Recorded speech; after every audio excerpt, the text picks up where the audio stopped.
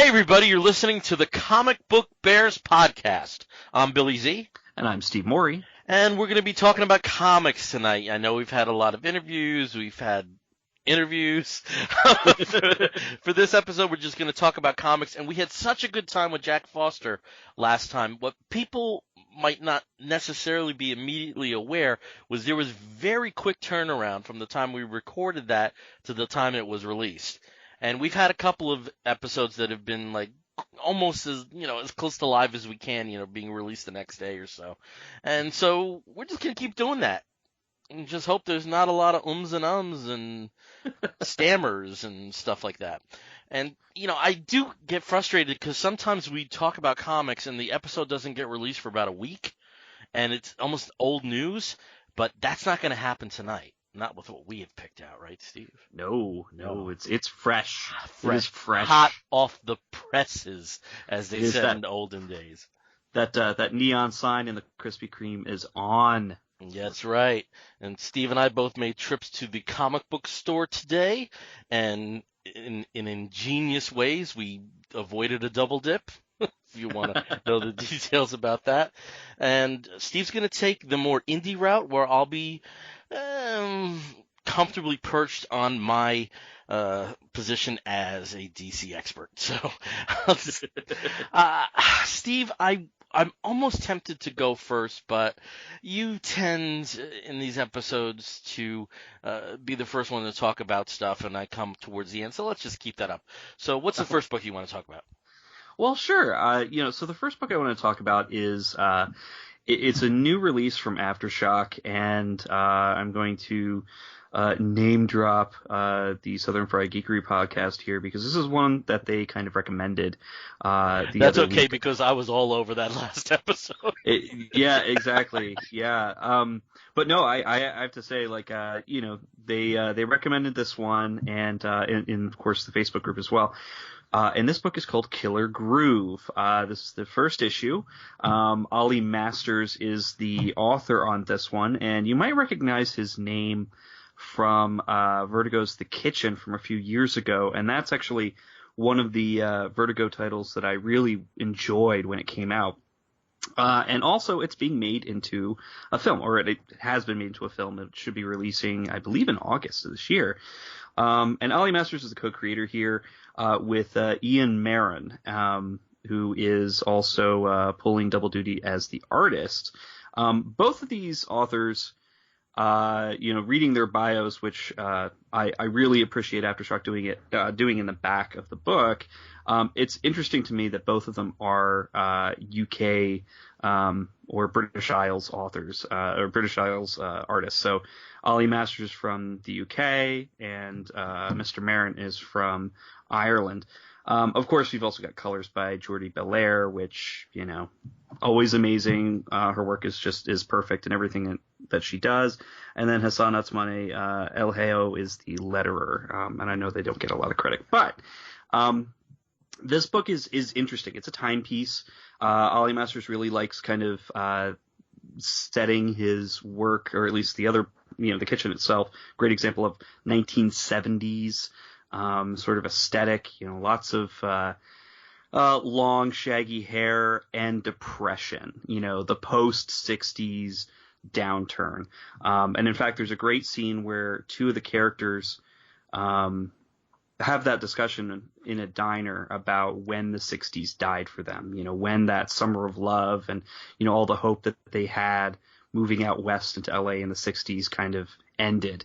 Altamont gets thrown out there as well, and, Helter Skelter, the murders from Charles Manson's group. So it's just a very interesting timepiece. It puts you right into the middle of, a relatively gritty time in LA. It follows a bartender / sometime musician, who is just going through the motions in life. He doesn't seem to really be going anywhere. His life's not all that great. But through a chance encounter, a violent chance encounter, he sees a possibility for changing things in his life. It's an interesting implication that this violence and the effect that this violence actually has on his ability to play music. So I'm sure that's setting up something very interesting going forward in this.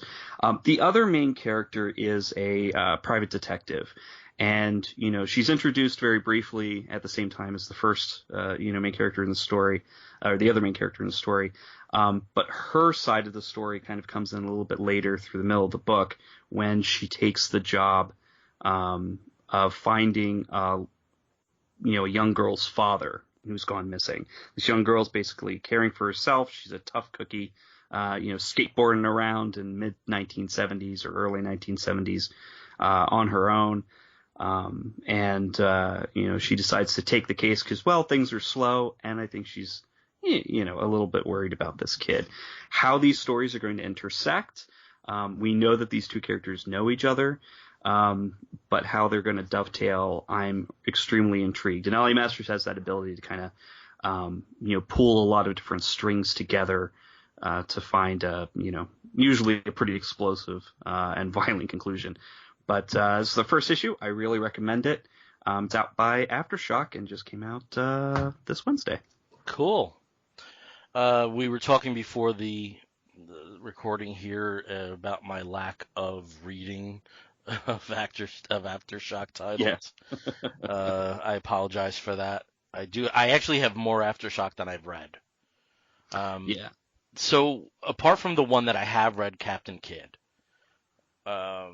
And this sounds fairly interesting and actually fairly within my wheelhouse too. This one. So I'm surprised I didn't jump on this, but, what are some other titles from that imprint that you would recommend? Well, I mean, one of the big ones, I think one of the titles that everyone knows is Animosity. Right. I've been kind of like jumping in and out of that series. Occasionally there's been several spin-offs that have come out. But it's always an intriguing. I mean, the whole premise itself is pretty wild. No pun intended. But that one's a good one. Black Eyed Kids, if you like sort of horror, like slow burn horror, I recommend Black Eyed Kids as well. Moth and Whisper is a very interesting queer title, where the main character themselves is gender nonconforming, and it works perfectly within the storyline because they use multiple identities to kind of like hide who they actually are as a way of infiltrating sort of the criminal underworld to try and find their parents. And it's a really, really intriguing story. 5-issue series, just finished a couple months back. Really enjoyed it. And that is in trade as well. But, the great thing about Aftershock is very similar to Image. As soon as the end of the story arc or the miniseries wraps up, they've got that trade on the shelf for $10. So it's great. Do they? I have not seen them at that price point. Really? Really? I've seen a couple of, some of the bigger titles with $10. And then other times like $14.99. Yeah, I've mostly seen the $14.99.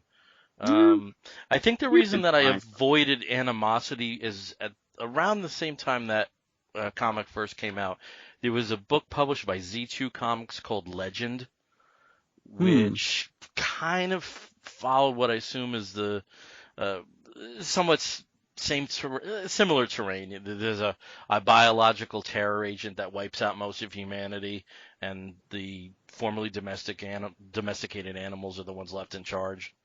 It sounds like there's a couple of similarities, at least in tone. Well, I'm sure some of the situations that get brought up or that they encounter would be very similar. Animosity doesn't imagine a plague or anything. It's just that, one moment, every single organic life form, animal, whatever, gains sentience. Yeah. At the same time. And they all apparently speak, whatever language the people around them speak. So, things like fish asking a cat, why are you bothering me? And the cat saying, well, because I'm hungry. Oh, crap. Just interesting things. And, of course, people can understand animals. Animals can understand each other. And I think that premise itself is a little bit wild. Yeah. If prior to that moment, no animal understood each other or other humans. Okay. So I do have at least the first issues of Black Eyed Kids. Mm-hmm. I have Jackpot. A couple of Rough Riders. Rough I know Riders. there's been a few series on that at this Mm-hmm. point. Shipwreck. And there's some that look very interesting to me, like Mm-hmm. what's this? What's the Dreaming Dreaming Eagles? Mm. Um, I just haven't gotten to it, you know. Yeah, I'm dying. a walk through hell. I mean, I would recommend. I I've mean, read the first couple issues of that, and mhm, it's incredible. yeah. For horror. I mean, just mind bending. Um, there's a lot of good stuff. I know Orphan Age has gotten some scuttlebutt about it, being very interesting. Yeah, Beyonders is an interesting series as well, or the first volume anyway is available now. uh-huh. Um, but yeah, I mean, there's a good slew of books that are out there that you Mhm. can pick up. All right, cool. Yeah. All right, well, the book that I'm going to talk about is The Chinese Democracy of Comic Books, and that's Doomsday Clock number 10.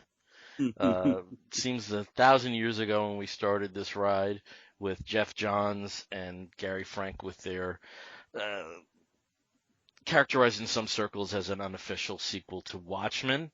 Mhm. And in this particular issue, we have Dr. Manhattan's effective integration into the DC universe. And it turns out that the DC universe we know is actually something called the metaverse. And as a meta commentary on the nature of retcons, this issue works perfectly. Yeah. To just go through it very quickly, it starts with the shooting of one of the Nathaniel Dusk movies. Carson Carver is the actor in that part, and this was a series of movies in the DC universe, which took place between the 40s and the 50s.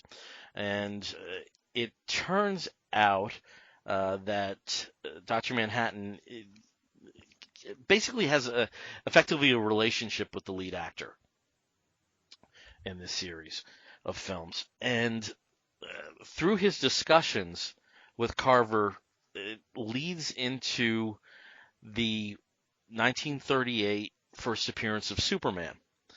And as Dr. Manhattan goes through the story, it turns out that the history of Superman is changing.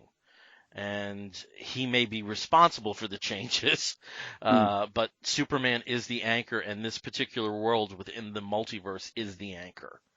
Um, I don't want to sound too spacey about it, but that's the core of the story. Mm. And if the wait was for Gary Franks to do the art, it was worth it. Mm. Apart from a fairly creepy Legion of Superheroes, I mean, his Justice Society, I mean, my God, if I were a rich man, tonight I would be going after that page where they're in the table. I mean, it's stunning. It's some Yeah. stunning work. It does start to tie a lot of the threads from what we've seen in the first 9 issues, and also in some other stories like the first Rewind book and the button and the what was the sequel that we just had to that with Batman and the Oh, Flash? The oh clock, crap. The something. No. It'll It's on the come to tip us of my after we tongue. Yeah, complete. it, Yeah, after we finish yeah, recording, we're gonna remember at the same time. yeah. But I don't want to spend the time heading to the um, interwebs for validation on that. Some really interesting back matter material in this particular issue, and for fans of the original book, at least for this issue, the Nathaniel Dusk films are basically serving the same uh, function as the Tales of the Black Freighter from that original book, and I gotta say that it took me forever to read this.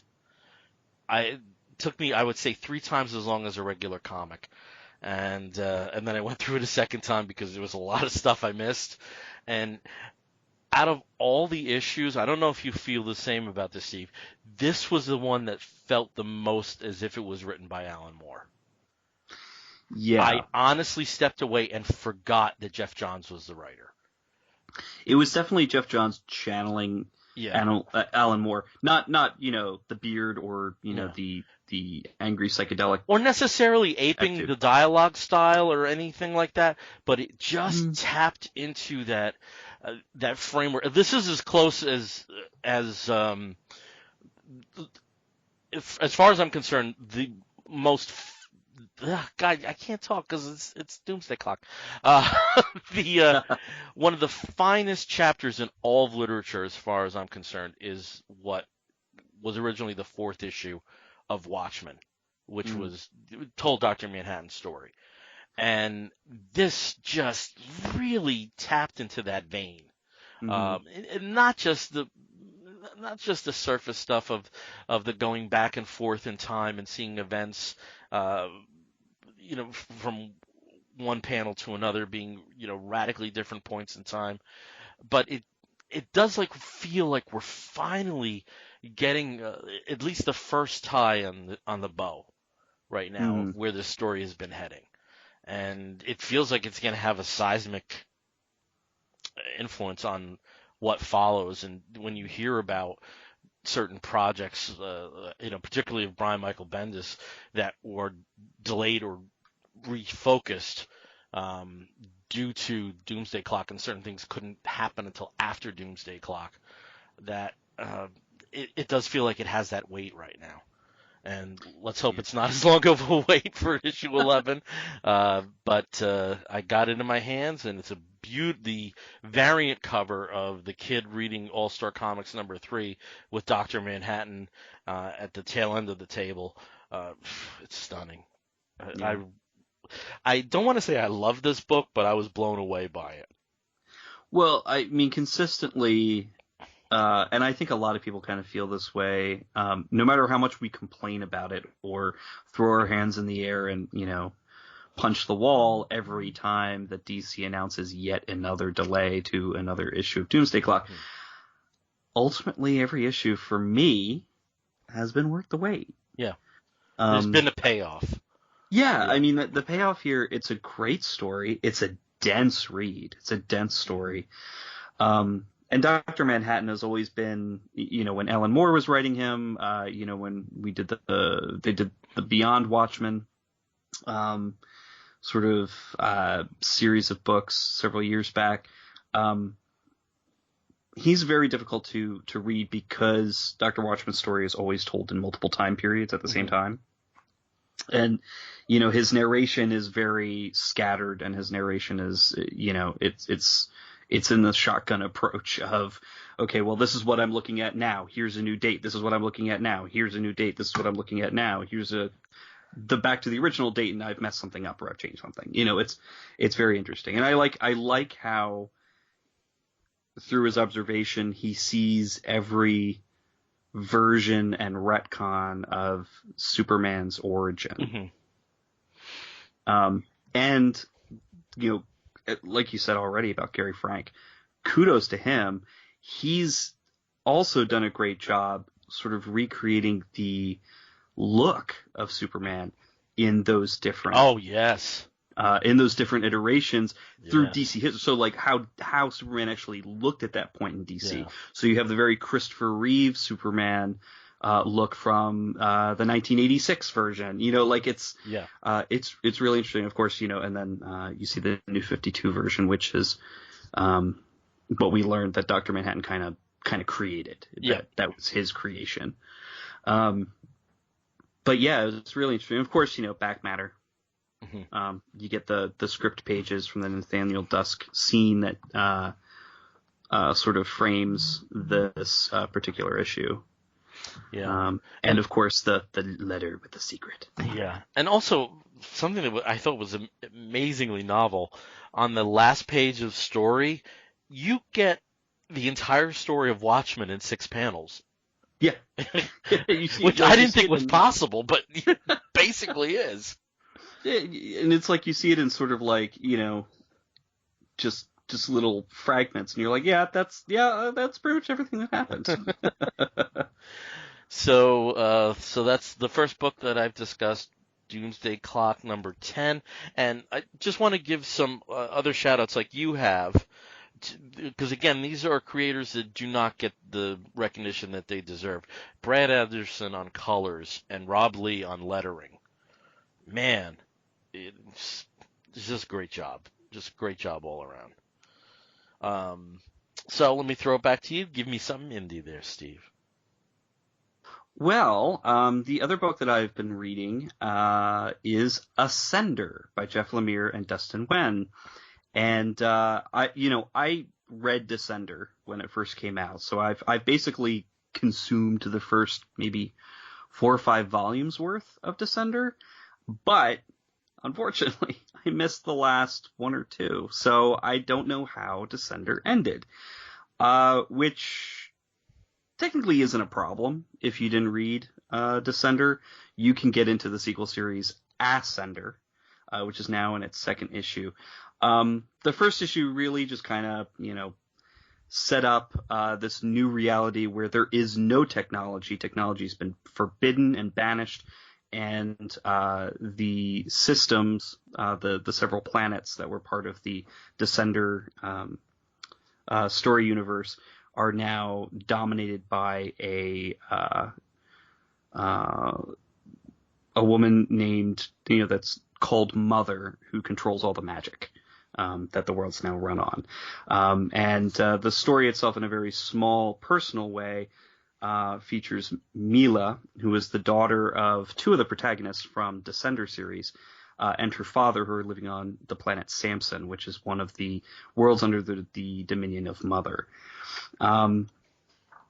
They try to live as outsiders, and unfortunately, Mila, like most precocious young girls in most of these types of stories, has dreams of doing something else. She's precocious. She's she's been testing sort of how much she can get away with the authorities, and at the end of the first issue has discovered the dog from Descender has arrived. The dog is hilarious. He's great, and barks in reverse. So instead of saying arf arf arf, he says raf raf raf. And is there a reason why he does that? It's explained in Descender. I don't think they'll go into it in Ascender. So if you haven't read Descender, essentially the dog is damaged. The dog robot is damaged at one point, and when it's rebuilt, the logic circuits are put in backwards. Okay. Yeah, it's cute, basically. But obviously there's some intrigue, some political intrigue here. In one of the other planets, Mother makes a visit to make her presence known in a very interesting and, of course, domineering fascistic way. Meanwhile, of course, Mila and her father, are discussing the dog, and the unfortunate thing about this planet is that any type of in the planet Samson is that any type of technology is easily sniffed out by the fairies and the vampires and whatnot that are used to control and subdue the populace. So sadly, they get attacked, but because they are our heroes, we don't want anything terrible to happen to them. They hint that there is there's a path off of the planet where they can get away from from the soldiers and Mother's influence, and that of course involves bringing in one of the other characters from Descender. I don't want to give away too much of the book. I'm trying to be as vague as possible because it is a fun read. Jeff Lemire's Descender series and Ascender is promising to be the same. Is fun. You enjoy the characters. You see a lot through the eyes of a young protagonist, or the equivalent of a young protagonist, and of course all of the the machinations of what I would consider a scared, and because they're a fearful populace, they turn to violence and oppression. And in the first book, it was technology and fighting against robots. This one is magic and destroying technology and freedom. So it's very, it's a very common theme. Just Mm-hmm. What's considered banished and forbidden has changed, but they're still experiencing the same type of horrible situations that are unjust, and they need to work against them in order to survive. The art is of course very very beautiful. It's reminiscent of watercolors. I'm not sure how much hand drawn watercolors he's doing or hand drawn work he's doing with this, and how much is digital.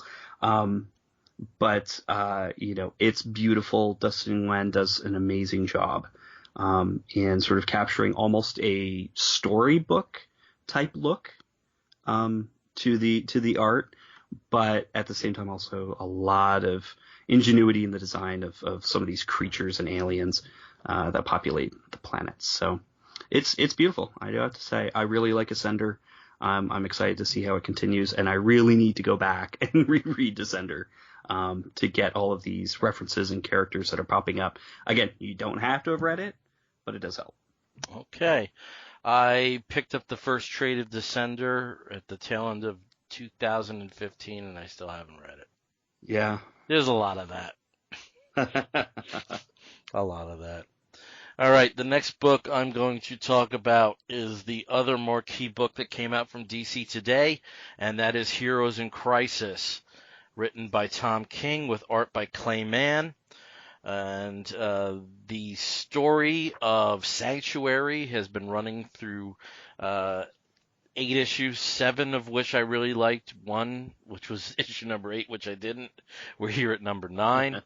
And we basically have in this particular issue I don't necessarily want to say the protagonist, but the main characters of the story, Booster, Harley, and the ancillary Batgirl, Blue Beetle, and Poison Ivy, dealing with the actions of Wally West and what transpired in what was actually revealed in issue 8. And it's one of those situations where I'm sure Tom King received death threats, right? For issue number 8, he must have. Yeah, death threats. I'll never read another DC book again. Yeah, those liars. How dare you do that to Wally? And I don't think it's necessarily a secret that the killer. I hate using that term because it seems to diminish the importance of the breakdown that he had. But the person that was responsible for the massacre at Sanctuary turned out to be Wally West. But there's more than one Wally West, which is a bit confusing and novel and cool at the same time.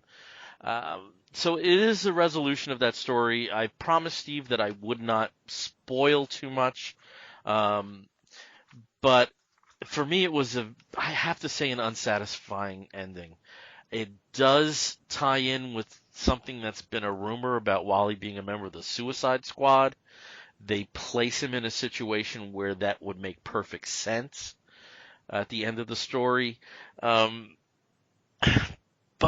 it's when people are saying it's not my Wally, I kind of side with them.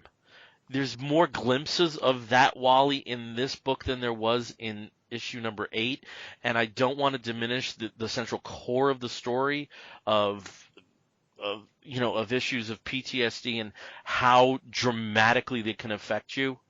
And in a world where there would be super powered beings, this is a likely scenario given the situation. But I hate to side with the more negative side of fandom, but I'm kind of with them on this one. It's not the Wally West that I knew. Or even it's not even the Wally West that I knew in a situation to this degree of complication and how that would affect him. I still think that the character that I've known, since 1974 probably, it's just not him here. Hmm. And I know we were talking before the show, and you had mentioned how much you enjoyed the previous issues. And Steve, please comment on that, because this is a series we really haven't talked too much about on the show. Yeah, I know we talk about the first couple of issues, but we haven't really gone back, over the past several months. Because this, again, Heroes in Crisis was one that did have a few delays, not as many, obviously, as Doomsday Clock.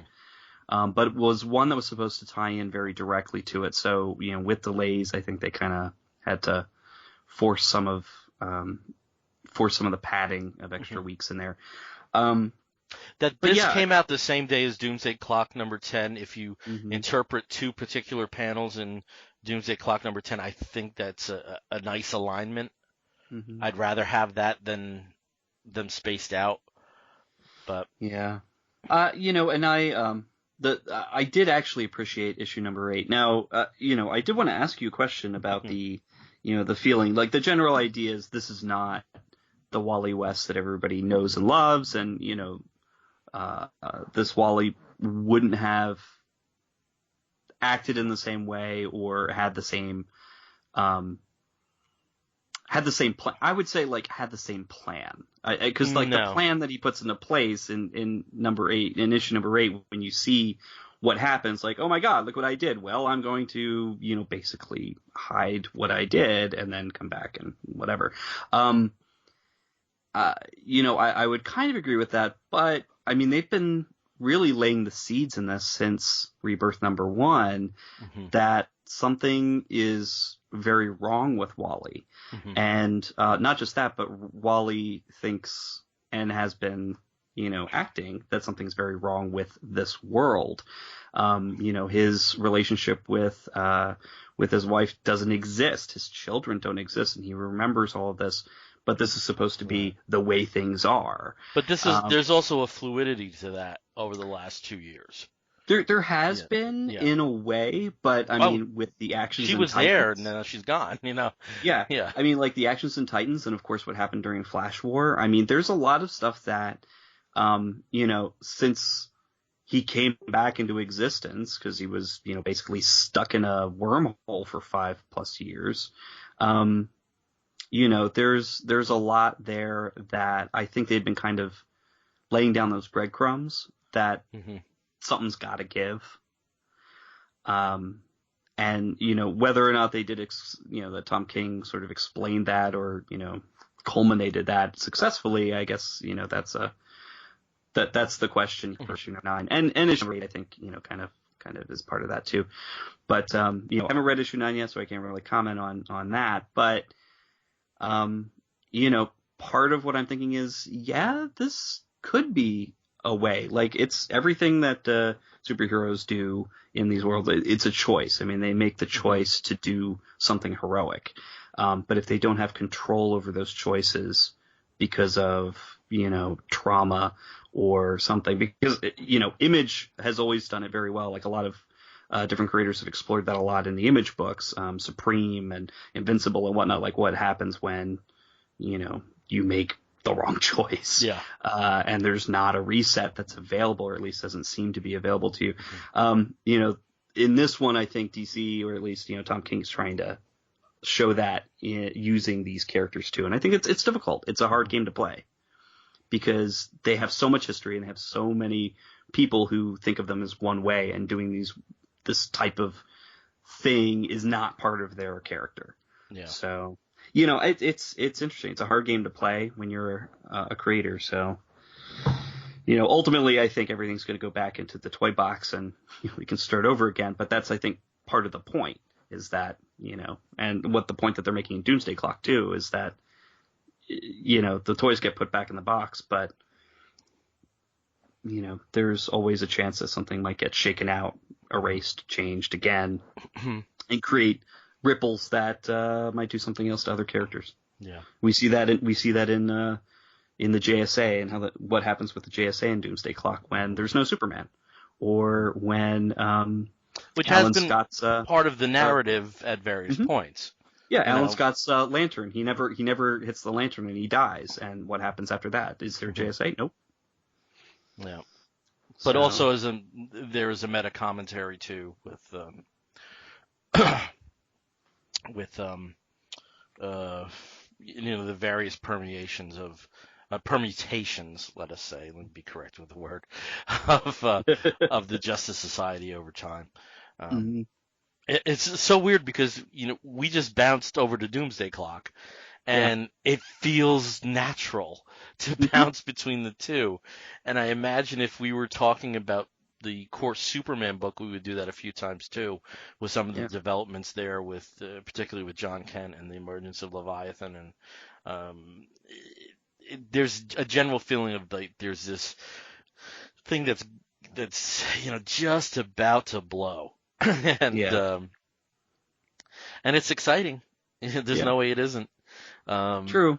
yeah, I mean, there's always a chance that they might blow the last two issues of Doomsday Clock. Who knows? I mean, yeah, it's tough. It's tough to finish things. It's yeah. tough to finish things, especially when you have an ongoing story that's that is the DC universe Right. of stuff. Yeah. So you know. So Mhm. that's where we're at with Heroes in Crisis, the finale with number 9. And Heroes in uh, Clock, Doomsday Crisis. also, I have to say there is something that Booster Gold says in the issue, which, dear God, please do not let that become a catchphrase. Please, it's nauseating. You'll Was he know, trying to make fetch happen? if this happens, I'm gonna start reading Marvel. Like seriously, this is a catchphrase that cannot catch on because I will hate life, and you will know it immediately when you read this issue. Okay, so I'm not spoiling it for other people, but oh God, I think Tom King is an exceptional writer, and even in this issue, and even with the previous issue, with things that I did not agree with, you can't doubt the craft. Yeah. And man, this was the only time I think he really fell in a hole was this one particular line. So there you go. All right, we're going to wrap this episode up, and when we wrap an episode of the Comic Book Bears up, we do so with a segment we call the Woofs of the Week segment, which is where we signify something, be it maybe a comic book, but also maybe a movie or a film or a charitable initiative, anything under the sun that we think you, fair listener, may be interested in sampling. I'm going to throw it over to Steve. Steve, what is your Woof of the Week? Okay, my woof of the week is Thank you for actually. coming right in on that, okay? Oh, okay. Oh, sorry about that. I was coughing. I didn't want everybody to hear. So my woof of the week is Game of Thrones, but not the finale of Game of Thrones, not not any particular episode of Game of Thrones. I know a lot of people had some issues with the final season, and or the final episode. I get that. However, I'm actually going to be talking about the documentary that was made on the filming of the final season of Game of Thrones. And HBO did show that last Sunday, in basically about the time period that they would be showing an episode of Game of Thrones. And in this one, documentarian Jeannie Finley basically followed the cast and crew filming season 8 from the absolute start of production, the pre-planning stages, the read through, the table read of the episodes, all the way to the final shots of the various stars, and in some cases some of the extras. And I thought it was incredible. I'm married into somebody who works. This is his world. Behind the scenes, working in production with the crew. Seeing certain things that I recognized from people I've met through him and through his work. It's really fascinating. And one of the more hilarious people that's featured in this is the basically the location manager, who is the most foul-mouthed, excitable woman I've ever seen on screen in a documentary. And that is perfect because she is exactly how most location and stage managers are. Loud, foul-mouthed, and ready to kick some ass if things don't go to plan. But it's beautiful. There's a lot of surprisingly heartbreaking scenes and moments where different cast members find out, through the table read, that their character has been killed, or their character's actions are causing the death of someone else. These are people who have worked together for over 10 years, and so seeing those moments is pretty amazing as they find those things out. And also, seeing people who have worked together for over 10 years behind the camera, doing the last bits of their job, and realizing, hey, this is the last time I'm going to be doing this thing. This is the last time I'm going to be seeing these people.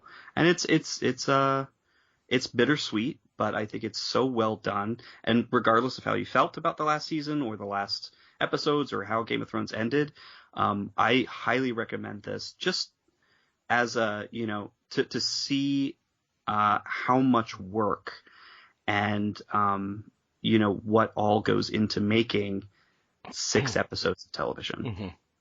Mm-hmm. It's fascinating. Yeah, I'm glad there was an outlet for this. I've recently watched a number of documentaries about the revived interest in collecting circles of VHS tapes. And with the changeover to VHS, they actually gave, in this one film called Rewind This, a decent amount of credit to what DVDs provided. And one topic that they talk about are the extras.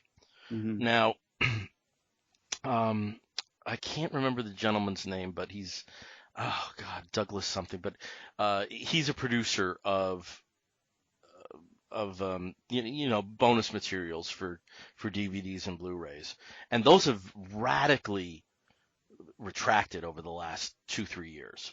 Yeah. And he gave a statistic of why.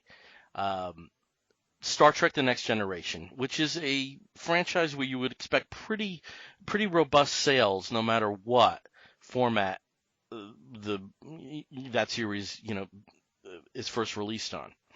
The average, just in North America, the average season set for Star Trek: The Next Generation sold about 120,000 copies.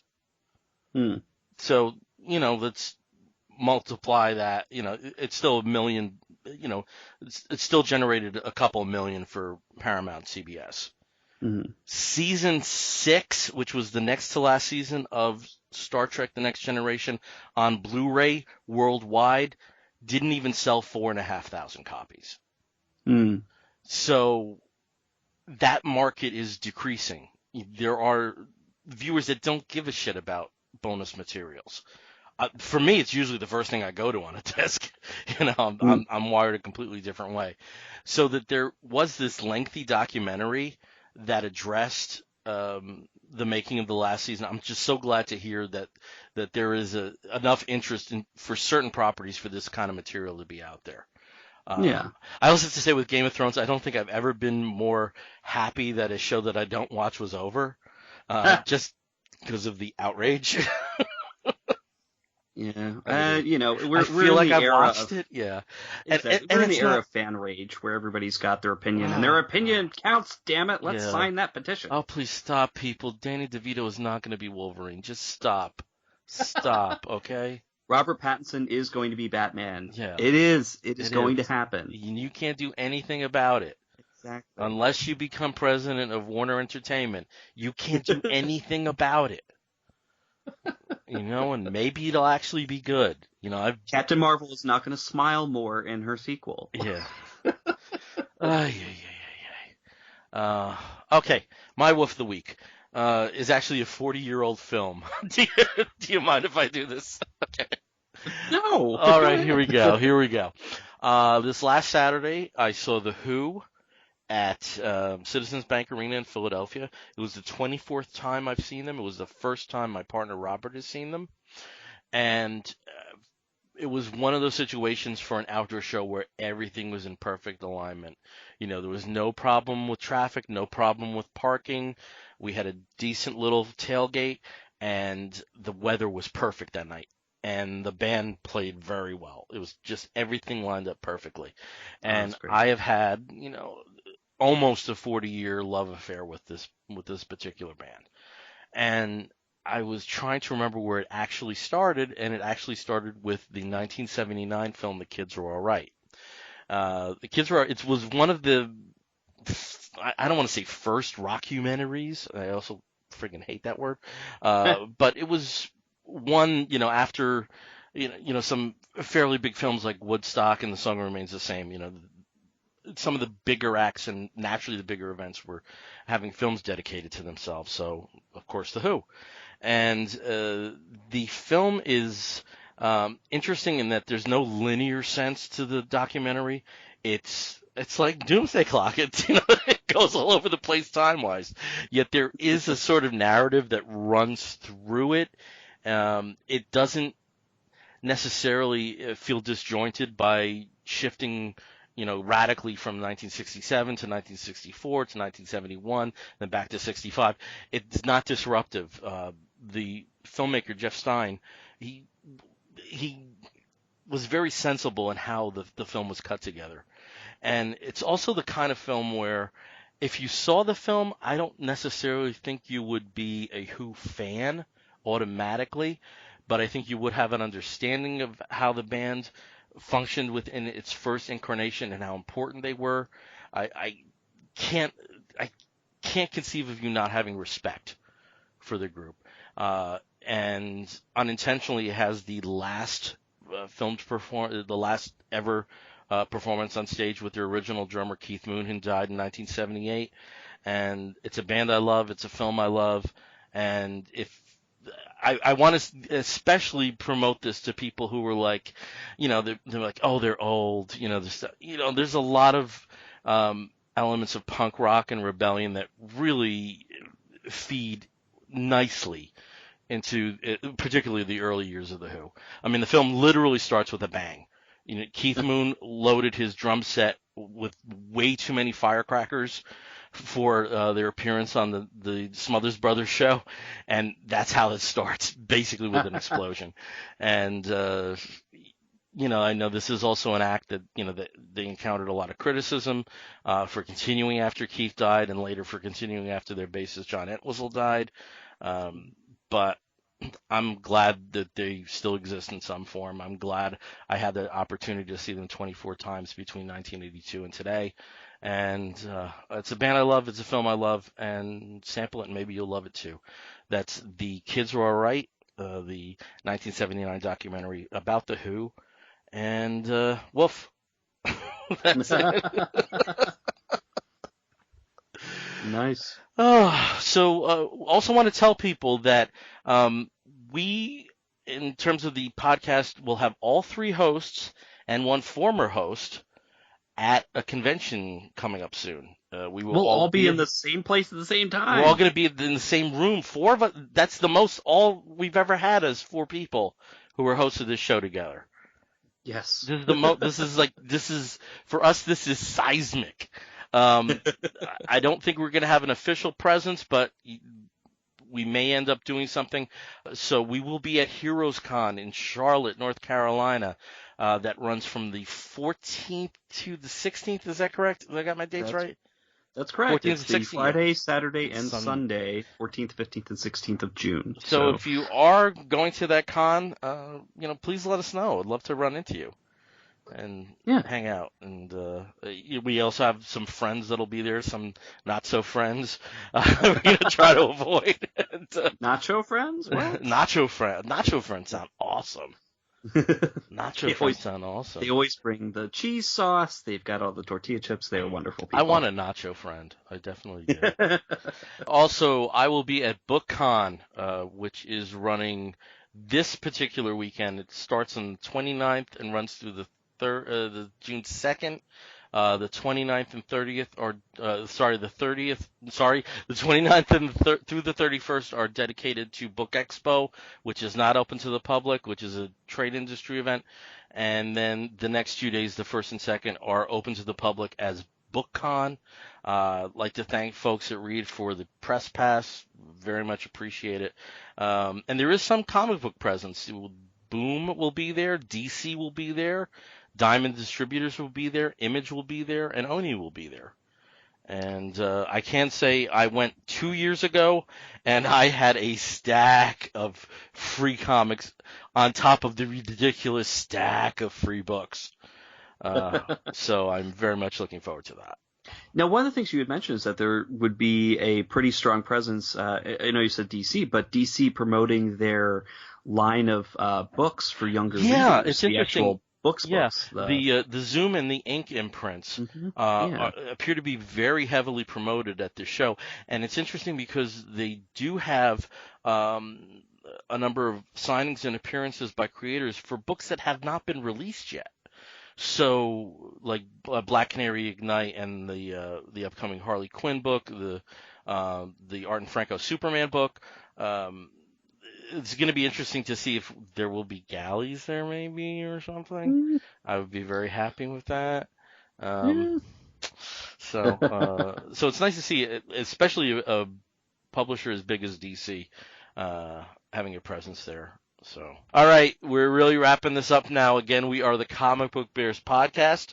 You can find us on the Facebook as Comic Book Bears Podcast. You can find us on the Twitter and the Tumblr and the Instagram with an asterisk as Comic Book Bears. You can find us through the email system. If you want to write to us, you can do so by sending an email to comicbookbears@gmail.com. If you want to listen to us, you can do so by subscribing to us through iTunes. You can catch us through our Libsyn feed. We're on Stitcher Radio and a couple of the other podcatching platforms. Something we do not say enough, if you are listening to the show and enjoy it, please, please, please leave a positive review on iTunes. It's becoming more and more important now that the podcast market is so ridiculously flooded. So please do that if you are a listener and you're digging what you're hearing.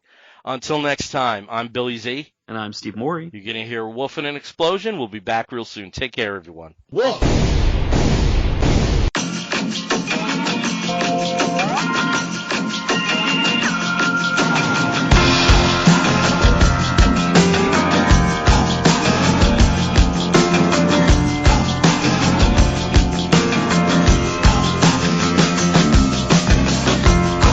Digging for gold in my neighborhood, where all the old buildings stood.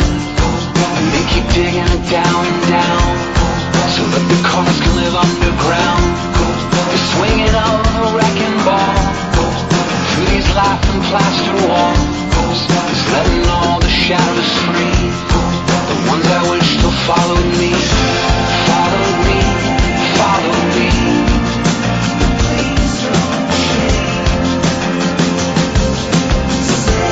Followed me, followed me.